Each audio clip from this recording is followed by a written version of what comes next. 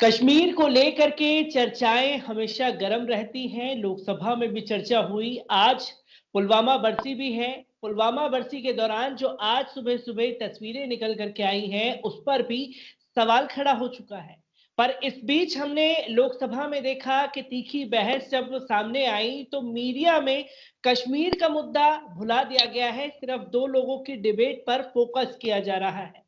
इसी पर हमसे बात करने के लिए कश्मीर से सोशल एक्टिविस्ट इफ्रा जान मौजूद हैं और मैं उनसे जानना चाहूंगा कि मैम, आज पुलवामा बरसी भी है और इसी के साथ साथ सुबह सुबह खबर आती है कि फारूक अब्दुल्ला, उमर अब्दुल्ला, महबूबा मुफ्ती को नजरबंद कर दिया गया है। आखिरकार ये बार बार कश्मीर की जनता को नजरबंद कर देना, कश्मीर के नेताओं को नजरबंद कर देना, ये क्या दर्शाना चाहते हैं? देखिए, अगर आप देखेंगे, ये आज आपको खबर मिली है कि उमर अब्दुल्ला साहब या महबूबा मुफ्ती जी को नजरबंद किया जा रहा है। लेकिन अगर कोई भी कश्मीर की न्यूज या अगर आप उनके ट्विटर हैंडल्स फॉलो करेंगे तो आपको पता चलेगा कि जब से आर्टिकल 370 हटा है, यानी अगस्त 2005 से, तब से उनको कंटिन्यूअसली नजरबंद किया जा रहा है। जब इलेक्शन होता था उनको तब नजरबंद किया जाता था, जब आर्टिकल 370 हटा उनको तब नजरबंद किया गया, आज कुछ होता है उनको तब नजरबंद किया जाता है और कहते हैं कि आपका जी वीआईपी मोमेंट जो है वो रिस्ट्रिक्टेड है।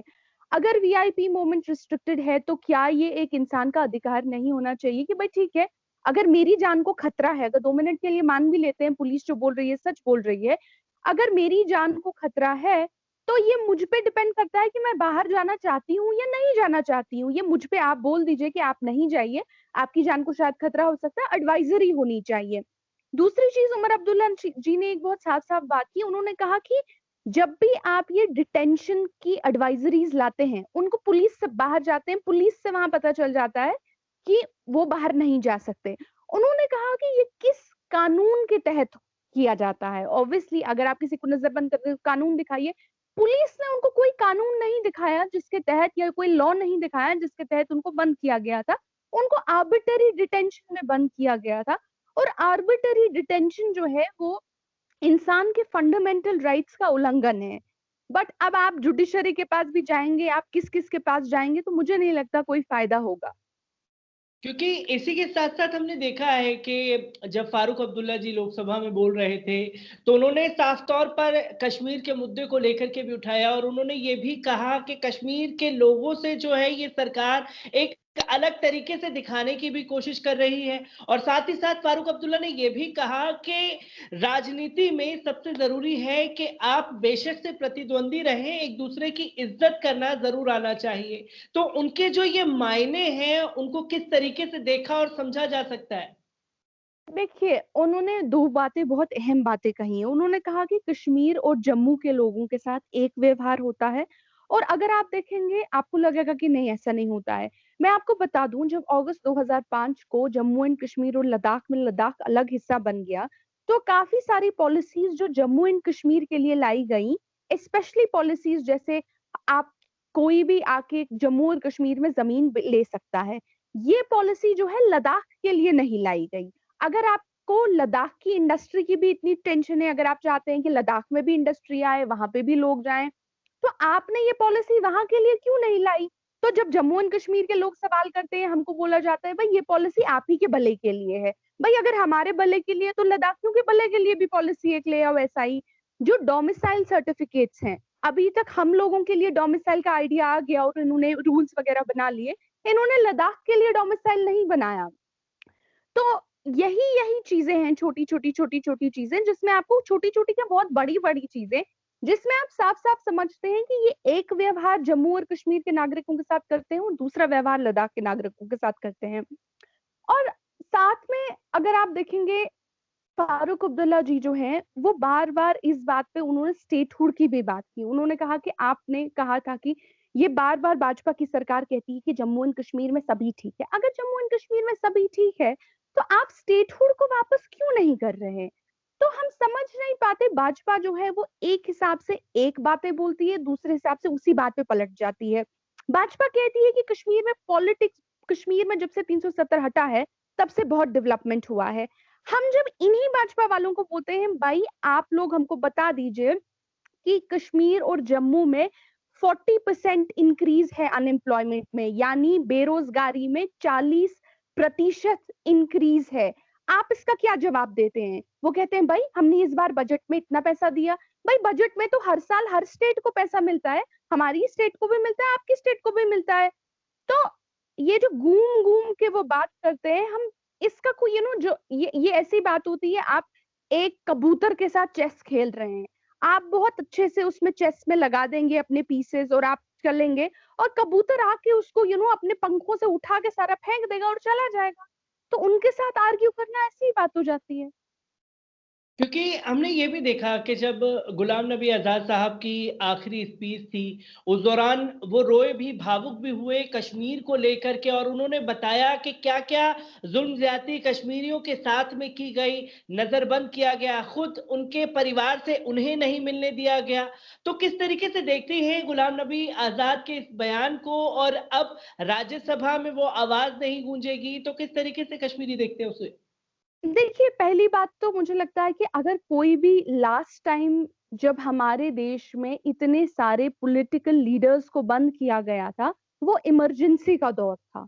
जब आप ऑपोजिशन के पॉलिटिकल लीडर्स को बंद करते हैं, तो आप डेमोक्रेसी की एक तरीके से हत्या कर देते हैं। क्यों? क्योंकि आप अपने बगैर किसी और को बोलने की आज़ादी नहीं देते। आप जो ऑपोजिशन है उसको बोलने की आज़ादी नहीं देते। अगर हम देखेंगे कि अ, भाजपा को 2019 के इलेक्शन में करीबन-करीबन 35% वोट आया था। एनडीए को अगर हम देखेंगे, एनडीए का वोट शेयर। लेकिन इसका ये भी मतलब है 65% लोगों ने उनको वोट नहीं किया था। अब अगर आप इन 65% लोगों के लीडर्स को बार-बार बंद करेंगे, तो कहीं न कहीं आप चाहते हैं कि हमारे देश से ऑपोजिशन जो है वो हट जाए। जब इनको मिलने नहीं दिया जाएगा, इनको रैली करने नहीं दिया जाएगा, आप बहुत धीरे-धीरे ऑपोजिशन का गला घोंट रहे हैं। अगर देखा जाए, ऐसे इलेक्शन फिर आप कराएँगे कि ऐसे इलेक्शन तो चाइना में भी होते हैं। अगर आप देखेंगे चाइना में इलेक्शन होते हैं, लेकिन चाइना के इलेक्शन की क्या बात होती है? सिर्फ एक पॉलिटिकल पार्टी जो है, उसको बात करने दी जाती है। तो क्या चाइना डेमोक्रेसी है? नहीं है। इसी तरह कश्मीर में जब इलेक्शन हुए, डीडीसी इलेक्शन हुए, नरेंद्र मोदी जी बार-बार बोलते हैं, देखो हमने इलेक्शन कराए, देखो हमने इलेक्शन कराए। भाई कैसे इलेक्शन कराए? सारे पॉलिटिकल लीडर्स जो ऑपोजिशन के थे, जो एक आपकी भाजपा की पार्टी और दूसरी एक पार्टी जो उनके साथ काम करती है, इन 2 पार्टीज के अलावा जो भी कैंडिडेट्स थे, जैसे पीडीपी के, एनसी के, उन सभी को आपने बंद करने दिया, उन सभी को आपने रैली नहीं करने दिया। ये कौन-सा इलेक्शन है जहाँ पे किसी और पॉलिटिकल पार्टी को खड़ा होने नहीं दिया जाता है? क्योंकि हमने साफ तौर पर देखा लोकसभा में जब अमित शाह बयानबाजी कर रहे थे, तो उन्होंने कई सारे मुद्दे भी उठाए। उनकी बात की जो तवज्जो थी, वहीं बैरिस्टर असदुद्दीन ओवैसी ने खड़े होकर के काउंटर करना शुरू किया। उन्होंने एक-एक करके ये चीज़ें बता दी कि किस-किस जेल में कहाँ-कहाँ आपने कश्मीरियों को बंद किया गया है, और उन्होंने साफ तौर पर ये भी कहा, जब अमित शाह वहाँ मौजूद थे, तो ये भी कहते हुए नज़र आए कि जो 2G से 4G आप लोगों ने किया है, वो बाइडेन सरकार के दबाव में आकर के किया है।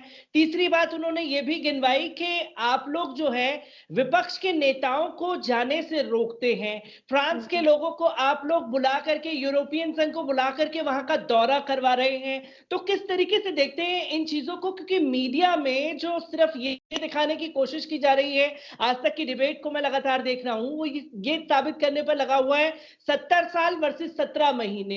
एक तरफ ओवैसी की बाइट, एक तरफ अमित शाह जी की बाइट। किस तरीके से देखते हैं आप लोग इस चीज़ को? देखिए, पहली बात मैं कहती हूँ 70 साल वर्सेस 17 महीने। परेशानी ये नहीं है कि भारतीय जनता पार्टी जो है, वो इन 17 महीने, यानी वो इन अब 17 महीने नहीं हुए हैं, करीबन-करीबन 6 साल भारतीय जनता पार्टी की सरकार, 7 साल भारतीय जनता पार्टी की सरकार को हुए हैं। तो परेशानी ये नहीं है कि भारतीय जनता पार्टी इन 7 साल में कुछ नया नहीं कर पाई। परेशानी ये है कि जो 70 साल में बाकी सरकारों ने बनाया था, भारतीय जनता पार्टी उसको तोड़ने में लगी हुई है। और जब वो तोड़ती है, तो वो कोई छोटी-छोटी चीज़ें नहीं तोड़ती है। वो हमारे देश की इकोनॉमी यानी अर्थव्यवस्था को तोड़ चुकी है। वो हमारे देश की एम्प्लॉयमेंट यानी रोजगार को तोड़ चुकी है। अगर जब आर्टिकल 370 हटा था, तब कश्मीर की जो अनएम्प्लॉयमेंट रेट यानी बेरोजगारी की रेट थी, वो 16% थी, ठीक है? तो अगर भारतीय जनता पार्टी कुछ नहीं कर पाई तो कोई बात नहीं, 16% ही रहने देते। लेकिन आज हमारे देश की, हमारी स्टेट की अनएम्प्लॉयमेंट रेट 21%, 16% से लेकर 21% हो गई है। यानी 17 महीने में भारतीय जनता पार्टी ने कुछ ऐसा कमाल कर दिया कि हमारी बेरोजगारी में 40% इजाफा हो गया। आप नया कुछ मत कीजिए, लेकिन जो पुराना बना है आप उसको नहीं बिगाड़िए। मैं सिर्फ एक बात कहना चाहती हूँ नदीम जी, परेशानी ये है कि भारतीय जनता पार्टी की अगर आप पॉलिसीज को देखेंगे, उनकी पॉलिसीज को माफ कीजिएगा, मुझे एक, आपको पता है गैम्बलिंग जिसे कहते हैं, जुआ खेलना, अक्सर जिन लोगों को जुआ खेलने की आदत हो जाती है वो बड़े बड़े डिसीजंस लेने से नहीं हटते हैं। वो कहते हैं कि आज मैं अपना सारा घर दाव पे लगा देता हूँ, आज मैं अपना सारा जमीन दाव पे लगा देता हूँ। भारतीय जनता पार्टी की जो पॉलिसीज हैं पहले से, वो जुआ खेलने जैसी हैं। अगर हुआ तो हुआ, नहीं हुआ तो तुम सब मर गए। जब डीमोनेटाइजेशन यानी नोटबंदी हुआ था, ये भी बहुत बड़ा जुआ था, बहुत बड़ा रिस्क था। पूरे देश की पैसा खत्म कर दिया, बोला कि नहीं चलेगा कुछ भी पैसा। तो क्या हुआ, हमारे देश में अर्थव्यवस्था बर्बाद हो गई, हमारे देश के किसान बर्बाद हो गए। लेकिन उन्होंने कहा कि हमारा इंटेंशन ठीक है, चलिए ठीक है। जब उन्होंने फार्म लॉज को लाया, उन्होंने तब भी यही जुआ खेला कि भाई एकदम हम सब बिगाड़ देंगे। ये आपको देखना है कि ये सरकार बड़ी बड़ी पॉलिसीज नहीं लाती है, ये सरकार हमारी जिंदगियों के साथ जुआ खेल रही है। जब 370 हटा तो इन्होंने कहा कि भाई कश्मीर डेवलप हो जाएगा, वो हो जाएगा, फिर से जुआ खेला इन्होंने। और 1 करोड़ 20 लाख लोगों की जिंदगियों के साथ जुआ खेला। फिर क्या हुआ, सारा हमारा पहले 2 महीने तो हमारे फोन बंद कर दिए, कोई एम्बुलेंस नहीं बुला सकता था, गर्भवती महिलाएं जो थी वो एम्बुलेंस नहीं बुला सकती थी, कैंसर पेशेंट जो था वो कहीं अपना कीमोथेरेपी करने नहीं जा सकता, छात्रों की जो बर्बादी हुई, जो हमारे एम्प्लॉयमेंट रेट हुई, हमारे सारे बिजनेसेस बंद हो गए। इन्होंने फिर से जुआ खेला। और एक बात है, कहते हैं कि टेररिज्म टेररिज्म उससे कम हो जाएगा, हमने देखा कि टेररिज्म में कोई कमी नहीं आई है, सीज फायर वायलेशंस बल्कि बहुत ज्यादा बड़े हैं। तो इनको मिला क्या, अब चूंकि इनको कुछ मिला नहीं, अब ये कह रहे थे कि 70 साल में कुछ नहीं हुआ। भाई 70 साल में कुछ नहीं हुआ तो कोई बात नहीं, आप जो हुआ है उसको मत बिगाड़िए। मैं एक आखिरी सवाल आपसे लेना चाहूंगा यहाँ पर, क्योंकि हम लगातार देख रहे हैं जब भी विपक्ष के पार्टियां जो हैं वो बोलने की कोशिश करती हैं, उन्हें दबा दिया जाता है। और दूसरा, कुछ विपक्ष की पार्टियां ऐसी भी थी जो भारतीय जनता पार्टी को कश्मीर के मुद्दे पे 370 हटने पे गुपचुप समर्थन देती हुई भी नजर आई।